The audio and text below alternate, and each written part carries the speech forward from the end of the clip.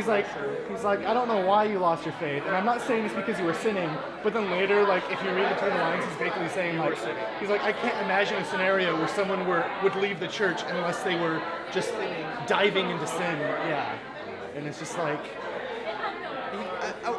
people need to realize that so many of us, like, wanted to continue to believe. We prayed, we tried really hard. You know, we asked for answers, we read, at least me. Went on a mission. I was doubting by the time I turned 19, and then I didn't have like enough like enthusiasm to go on a mission. But then after about a year of holding out, my dad just like tried, and he came like this close to like pressuring me into going. But Your mom he was like, okay, before you yeah, did? my mom left the church before I did, which was interesting. You know, so that added to my doubts for sure. Yeah. But eventually, I'm living with my dad. And eventually he's just like, all right, if you're not going to go on a mission, you're going to go to college. And I'm like, absolutely. Yeah. But being Mormon, BYU is basically the only college that exists. Yeah. In the scriptures, there are emoticons. Because sometimes things end with like punctuation and then parentheses. I've seen that and I'm like, And it's a smiley face. awesome. And so sometimes it's like a winky face. I'm kind of like, God is just kidding about it. It's like, do this commandment. Wink, not really. Or like, and now we're going to start class. So, who wants to say our opening prayer? Anyone? Duncan? Okay. Our dearest Father in heaven, we thank thee for this beautiful morning. We thank thee that we have this great opportunity to be educated and to learn from both spiritual... Nathan has our spiritual thought. Yes. So, for my thought, I brought these books. They're called Post Secret. And what they are is, years ago, this guy named Frank started this art project where he asked people to anonymously decorate a postcard with their secret, something they've never told anyone before. A lot of these people have described their experience, you know, putting their secret in the mailbox, knowing that someone is going to out there read it, even though it's anonymous. It's kind of a burden lifted from them, and they can move on and put ourselves out there in our stories. It can impact people in meaningful ways. Well said. I think sometimes we think about movies as just being entertainment, but I think the fact that we're here means that movies have done something for us. You know, had some kind of an impact, and I think that's important to remember when we're writing about that. I get out your notebooks. Okay, share with your neighbor. So, living in Provo, sometimes I feel like I am living the book 1984. However, this past year, thanks to my new good friends, as well as my fellow film student friends, has been one of, if not the best year of my life. Nathan, who's reading what? Oh, am I reading anything? You can read. You can read, yeah. Okay, I prefer not to read action. It just helps me write notes, but... Okay, you can read Devin then. Okay. I'll read Scott and you can read action. Lots of children play games and climb on the equipment. Devin, 9, has brown hair, glasses, and wears a white polo shirt. His eyes survey the playground as he smiles. He twirls a keychain of a plastic light bulb on his finger. Devin looks over the field, spots Scott, 8, near a tree. Scott is a curly-haired little boy with a striped shirt on. Scott builds something in the dirt. No matter how careful I am, boom, it just falls down again. It's so stupid. All I wanted to do was make a skyscraper instead of the same old stupid castle again. You just gotta keep trying and learn from your mistakes. What do you got so far? No, I've tried like 10,000 times. What's the point? Do you know how many tries it took Edison to invent the light bulb? Into your classroom day. The walls are covered with candlesticks and old portraits. The classroom, while still having school desks, has things like quills and ink on them. There's also an abundance of workshop materials like tools, rulers, and blueprints. The chalkboard reads, "To do, invent light bulb." Devin stands near an electrical wall outlet. He is dressed in a suit, coat, parted hair, and a bow tie. Edison, you have tried like 10,000 times. What's the point? Devin looks away from Scott and takes a step forward. I have not failed 10,000 times. I've just found 10,000 ways it will not work. Devin stands next to the electrical socket with a modern light bulb in his hand. Devin plugs in the light bulb. The room explodes with light. Scott shields his eyes in awe at the blinding light. Devin stands triumphantly, posing, holding the light source above his head. His hair blows in the wind. dissolved to exterior playground day. The two boys stand in awe at a tall structure made of sticks, dirt, bark, plastic soda bottles, and other odds and ends. Scott grabs a stick and carves his name in the dirt. Devin does the same, but also writes Edison. Why did you write that? Because we couldn't have done it without him. Oh, I guess not. I just wish more people knew about him. Just think what we all could accomplish. The recess bell rings. The boys drop their sticks and run to the classroom. Okay. Okay, so I rambled on and on and on before you got here. But I don't think it gets to, or I don't think the audience feels a main tension yet. We just know that he's going to do a report on Edison. What if he like mouths to Scott something like, "This is my big chance"? So that does set up that that's what his goal is to tell more people. So I guess the main tension is he going to be able to educate people? Maybe a little more emphasis on that. But yeah, I've already talked for forever about my thoughts. So look at, is this happening in the same frame? Is it one shot? So. Here's my thought. I really like this story, Nathan, for lots of reasons. One of which is just, like we talked about, because I think there's a lot of personal resonance in there for you, and I like that. I know that you're rolling right now, but are you comfortable with me? I can turn not off. necessarily. I'm not going down that road very much. I'm just saying. Yeah, no, I... Okay, all right. I already know, I guess the big thing here is but, no, yeah, that's fine. Okay.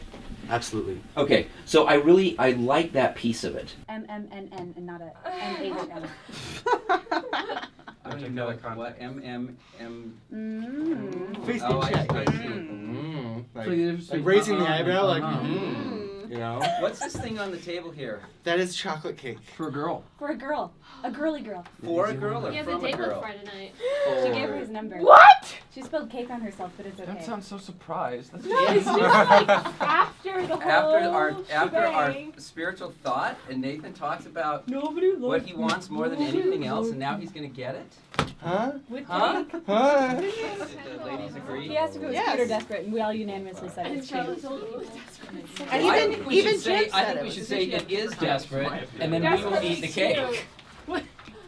Just saying. Okay, close enough. I would. I know, because this has all been within the course of a week and a couple of days. I really started talking to her Friday a week ago, movie night, and then a lot more on Saturday, the next day. And that was a week ago today. Tomorrow's the date.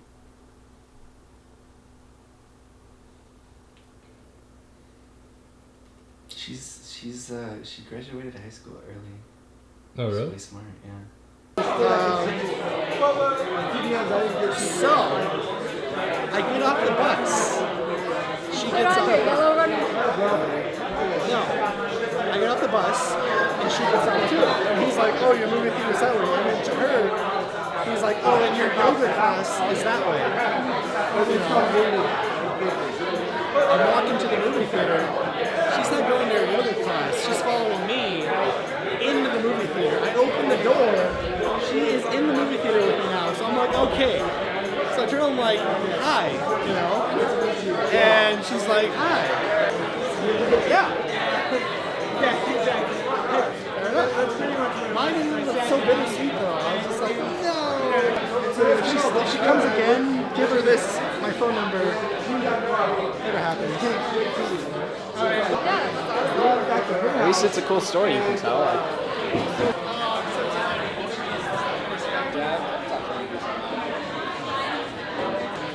Anyways, I think a bunch of us are leaving now.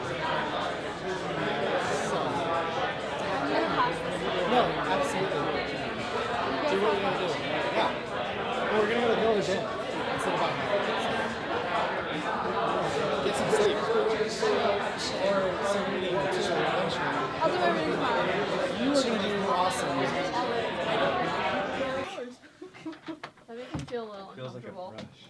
Why? It's not your head. Yeah. Anyway. I don't know if any of you guys read Fablehaven or know of them under that series, but the author is he's releasing a new trilogy. He's a local author who has been able to quit his day job and become a full-time author. So, pretty cool. Can we ask Nate? We've already discussed this in depth. Maybe very quickly now that we're all here. We Nathan, have. sorry, do you have anything to say? You have to 'Kay. report on this. Very quickly. Cake went well. Date went amazing. Should we turn the camera off? Yeah, squealing and sound. As in, amazing as in the food was great and we talked and talked and talked, never an awkward moment. Watched a movie at my place, talked and talked and talked. And then this is where it gets complicated. Talk and talk and talk about relationships and how right now she's anti-relationship because of some bad relationships.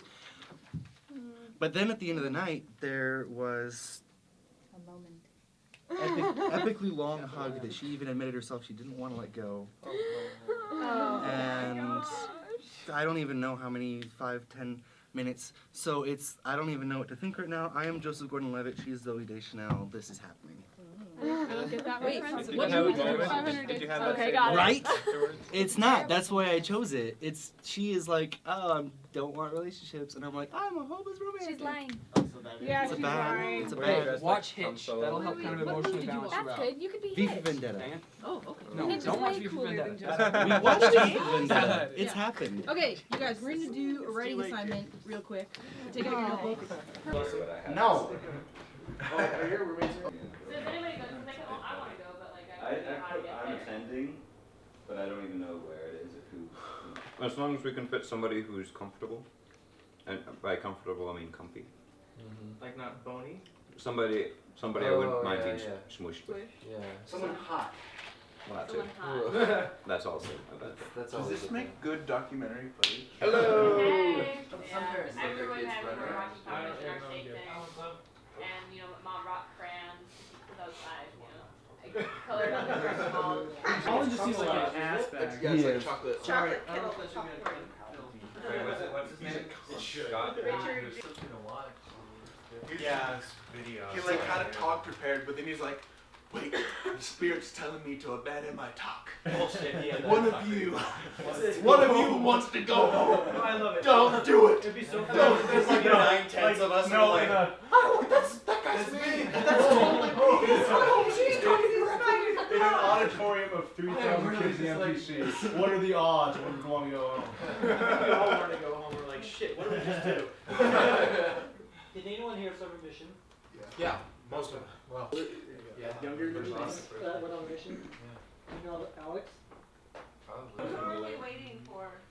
Specifically? Melissa, Carolyn, Joshua, Lauren, Evan, Danica, I'm sure that's like. I saw that. Brian. Yeah. Maybe next time I'll be like, if you change your mind, can you un-RSVP? Because it's really confusing I for think me. we should just start it, to be honest. Yeah, let's I am too nice of a person. And just say screw it. will wait for you. See the TV. What's the first?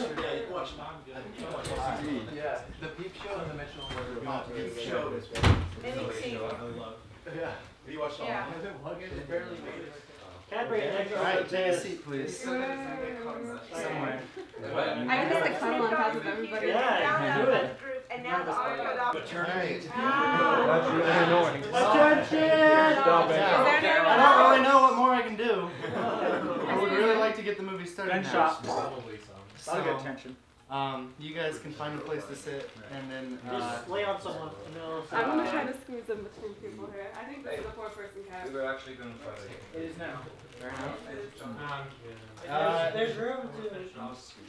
There's room on the floor. Alright, Cadbury, you want some? Are the wooden chairs like really that uncomfortable? Yes, they really are. Well, I figured like. They're not bad. If you get a pillow on the back. Oh, look. Well, You can have them. I do my best. When you're rolling them. This is a sad, tragic, disgusting end to a story you guys have been so attached to. What did she do? Who was she with? You know Brian, this Brian guy? No. Yeah, I pretty much had to, well, because we're already like friends, you know? Yeah. And this whole like, oh, I don't want a relationship. Yeah. And, oh, all of this bull and such, but I like you because you're one of my favorite people, but this and that. But I'm like, how come Brian's always got his arm around you? Oh, that's just him being this, but he knows that none of this and blah, blah, blah. You know, I'm still holding on to certain values, okay, which have gotten me nowhere.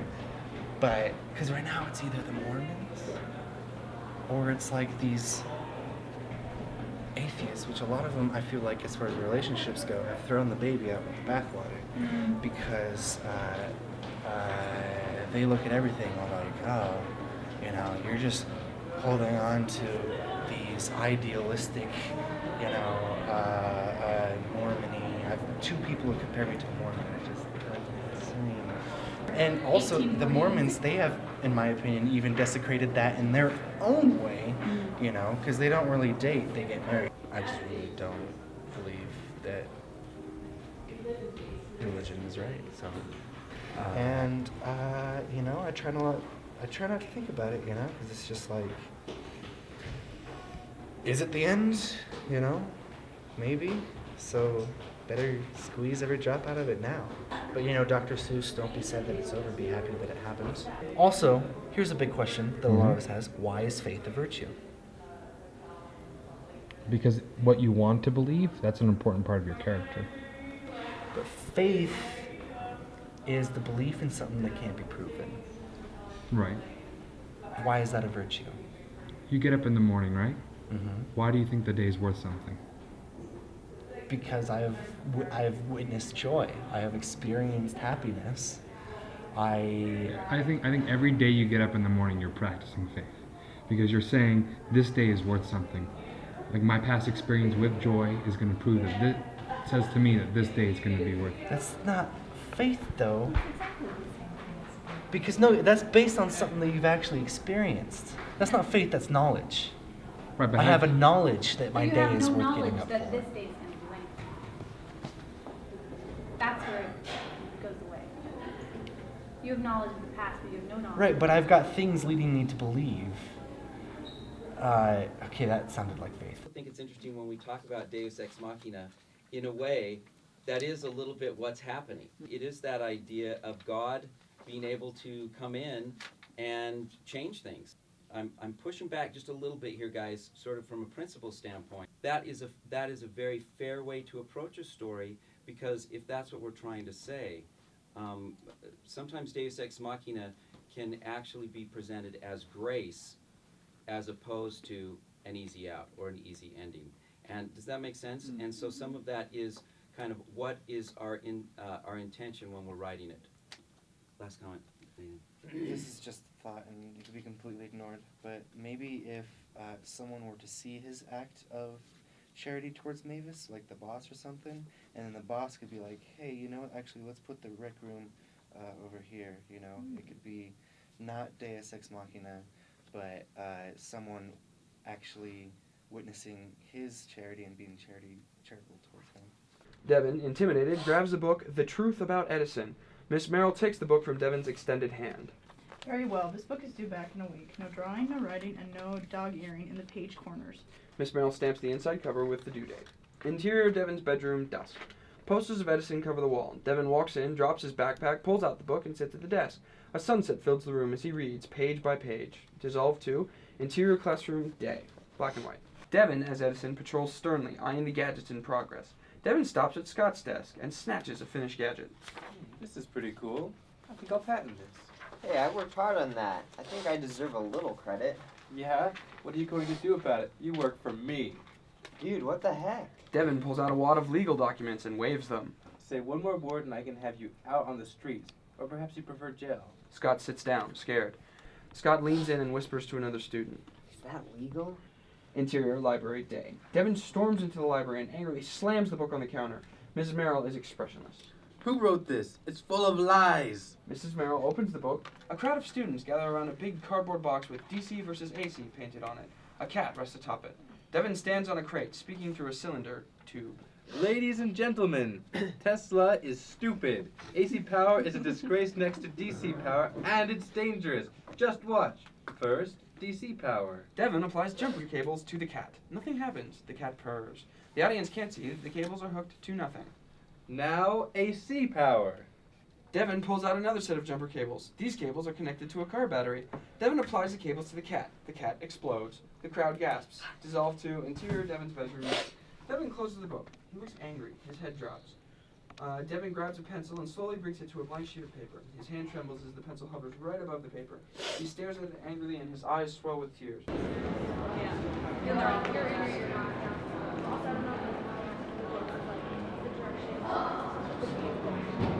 To a certain fate or confining or just resigning yourself to being like, well, this is just the way my life's going to be for the next few years and that's fine. Like, I don't think that's not something that you don't have to submit yourself to anything.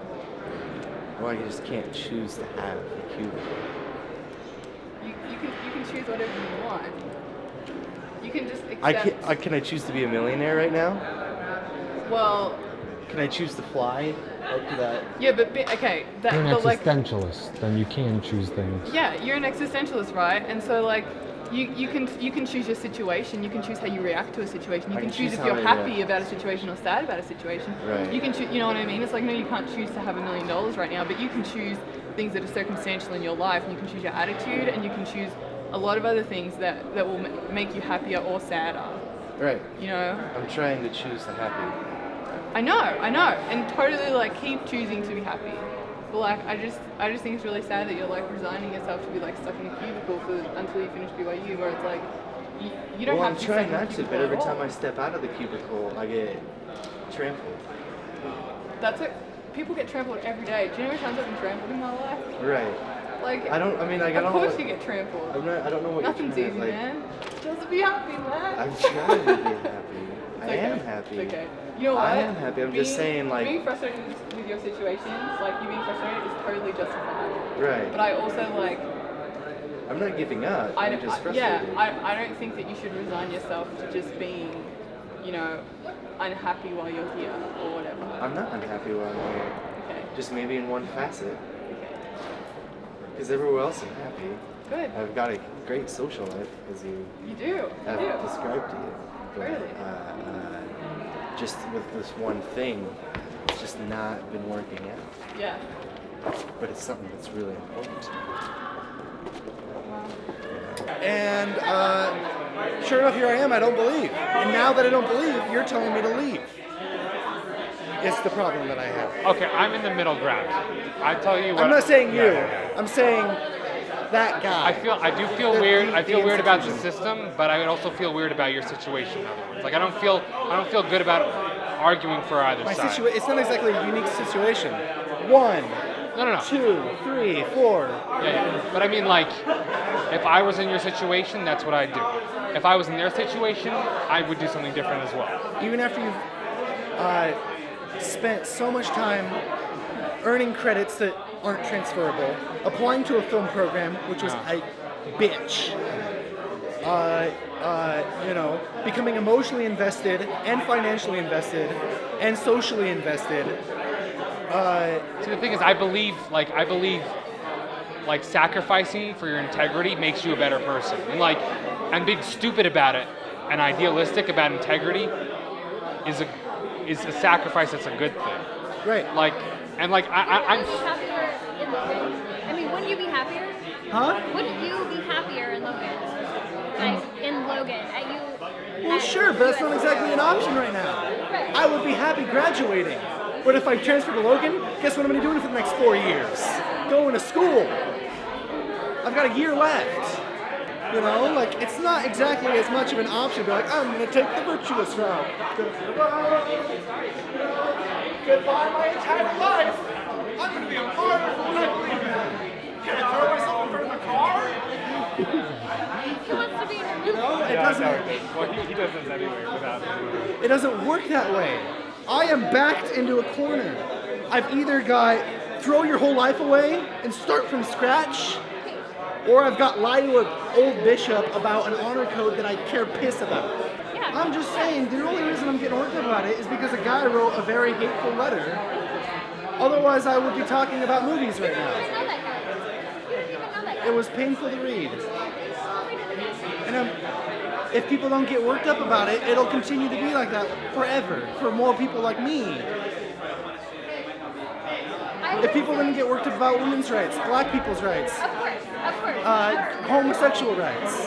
Are you comparing what you're going through to like civil rights? No, but I'm trying to explain to you why I'm getting worked up. I know. It's religious rights. You know? Yes, I'm getting worked up right now just because you guys are bringing it out of me. I'm not doing this 24/7. I'm usually talking about movies. And I'm tired of people saying, well, that's just the way it is.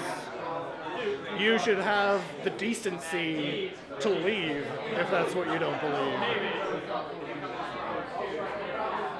Because that's not exactly a clear-cut, black and white fucking option for most of us. You know? I mean, just do you think it's damaging though to like integrity? Not like screw the consequences, but just think it's damaging. Screw the consequences. Yeah, why not? Consequences. There's no consequences to life. Like no, but I mean like to your being. Yes. Right. And I hate it. That's why I want it changed. Okay. I hate the fact that I have to lie about who I fucking am. I would like to have the option to walk in, be like, I am not Mormon anymore. I will pay the higher tuition. Thank you. I can be myself. Hallelujah. But they don't give me that fucking option. That's all I'm trying to say. I want to be able to do that, but I can't afford to live your little idealistic worlds. Okay? None of us really can. That's why we're still here. I see that. It bothers you to feel like you're living a lie. Like you want to be true to yourself and you want to do the right thing. And that just tells me that you're a good person. That you want to do. I am being a bad person though. You're not.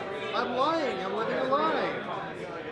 No, you're not being a bad person. I was like, that's cool that someone who I don't know is reading my blog, and then it turned out it was someone who I do know. How many entries have you done so far? Okay, so I'm only behind by one. Yes. But I'll start writing more. I don't know. I still need to read the first one, but it's really See, long. if I like had time to read blogs, I'd have time to write them too, but I don't have either of those. So. I read all of that conversation. You realize, right, that I make a huge ass out of myself when I'm drunk, and that's what people love about me. I don't want people to love me for my huge ass. I love you for your huge ass. They love me for other reasons too. Definitely. Wait, was it really your first time? Wow. I didn't want to get caught. Okay, here's the thing. I talked to Tim's brother, or like I emailed him, and I was like, hey, what's the deal? Like, is there anything going on? Like, he said that spots have been filled. Those are exact words, all he wrote back. And what apartment are you in? 45. I will talk to them as soon as I can. That would be sick. That way I've got at least one wingman in the apartment where I don't have to be fake with, you know? I knew that. It's about a kid who loves Edison, and he basically models his whole life after like Edison being awesome, and that's where he draws all his influence. But then he learns that Edison is a huge fraud and just an asset. Some of the people's feedback there was like stressing me out. I'm like, ugh! Never please everyone. Nope. Anyways, I don't want to leave.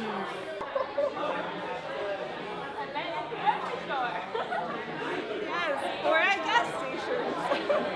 Because you don't have to deal with people. You don't have to leave a tip. You don't have to leave a tip.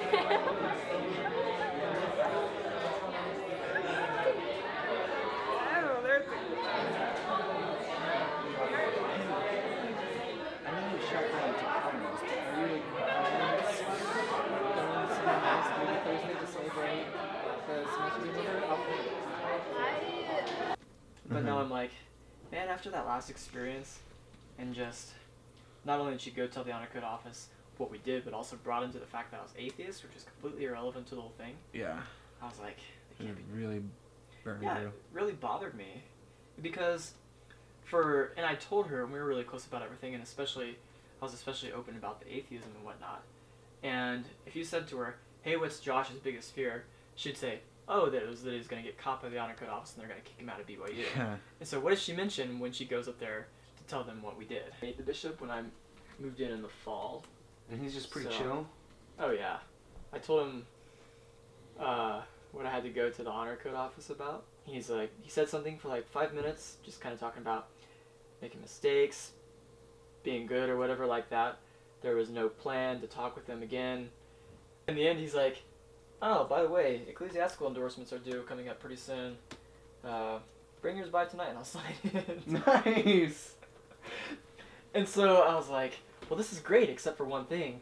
I'm going to go back to the honor code office guy to do my follow-up appointments, and he's going to be like, you told your bishop what you did, and he signed your ecclesiastical endorsement? Yeah, right. So I got in touch with the honor code guy the next day, and I was like, hey, just so you know, I went and talked with my bishop. He was really, like, hands-off. He's like, that's just some bishop styles, and I don't interfere with that, so that's when I knew I liked this board. Kind of feel like just starting out open this time, rather than having it be some sort of secret. Yeah, man. Because technically, it's so long as you don't disfellowship from Mormonism, right? Yeah, so it says you can't voluntarily disaffiliate, and then by that, it goes on to explain that disaffiliate means to have your records withdrawn from the church. Right, which I haven't done yet. So Right. as long as I keep up my ecclesiastical endorsement, then I'm good to go, right? They can't, like, X me just for talking out loud about not believing. I don't think so. At least this bishop wouldn't. He's cool. Which I'm is sure why someone would find a said way, we have to though. live here. Puppies are not dogs. The same way mogwai are not gremlins. Oh, these are my Christian history notes that are Okay, pretending to be you have fun. to use an analogy that, you know, means something. That means something. You've never seen Gremlins? I actually have not. I know that Roald Dahl wrote the book, and I've seen the Looney Tune episode where Gremlin attacks Bugs on the blame he's on. This is it, as Michael Jackson said. Here I stand. Wait, what? He said that too. That's the next part of Michael Jackson.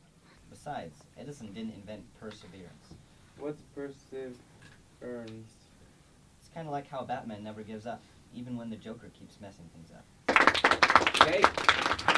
Write some notes.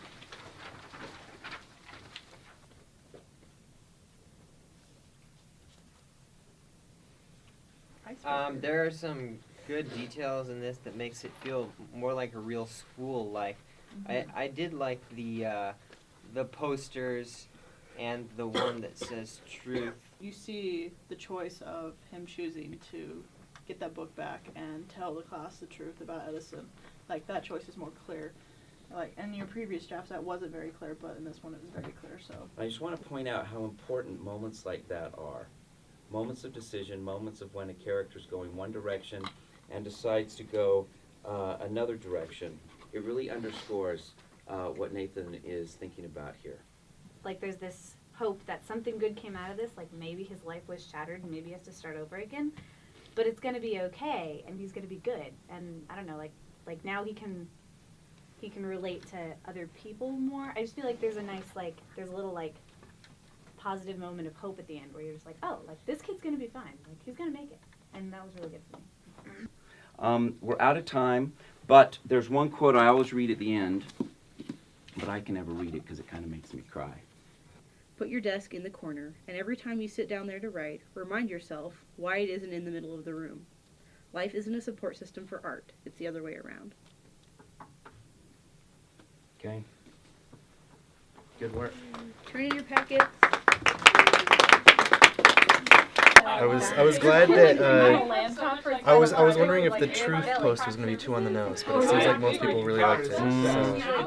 I don't think it was. In fact, I think what it did is it gives him sort of a sense of personal integrity, you know, where he looks and sees this and says, okay, you know, what should I do? And I think that helps us connect more to him, you know, because I think we've all had moments where we've stood up for what's true, hopefully we have, and I think we've all had moments where we've seen that and then turned away. It's a very semi-parallel personal story for me. Yeah, I know. So I think this draft got a lot clearer the way I wanted it to feel. Even if other people interpret it maybe different ways, I at least know that my meaning is in there. Yeah. I feel like, you know, you'll see how it feels in your feedback, but I feel like and it might be because you and I have talked about this stuff, but I feel like it communicated more strongly what you were after. I remember it was very special rings, and Bert used to go, Yeah! Oh, right. And she's like, I'm talking about our wedding rings, and they go, woo!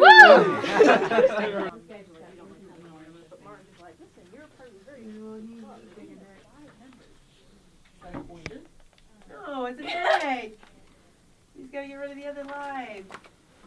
That's not making Or let's give her a... Thanks, you guys. Charlotte? What? Oh, bye, Jeff. Candace? Bye.